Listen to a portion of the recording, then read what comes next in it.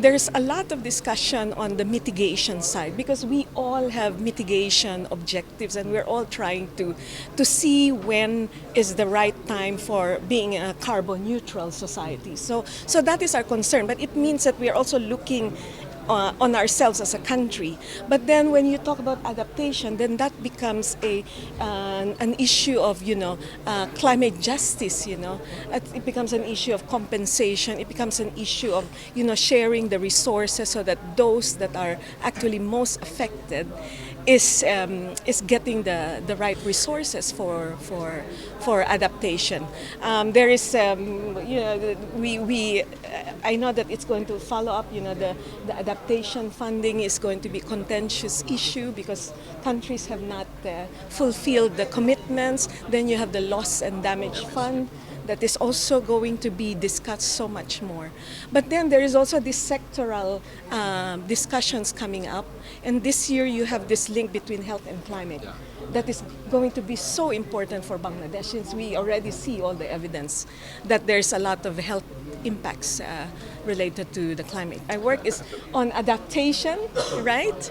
Because that is what we have to do on a day-to-day basis. When we go out into the communities, you see that there is limited resources to be able to cope with loss of land, loss of water security, food security, loss of livelihood. So that is where we really have to put a lot of efforts on. That's why we partner with governments around this issue.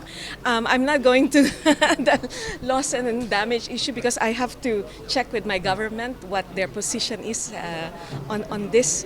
But definitely we have to prioritize adaptation here and also the green transition since Bangladesh is going to graduate into a middle-income economy. And we want, the private sector to be on board as well in all these climate initiatives that we have. Where, Bangladesh has had a very prominent position bringing the LDCs together, the CV as a climate vulnerable forum together. And I think you already have that momentum to position yourselves and make your voices heard there.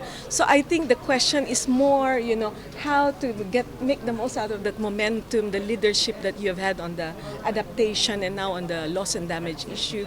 I think that is what we should be. For climate here in Bangladesh, adaptation is a major thing.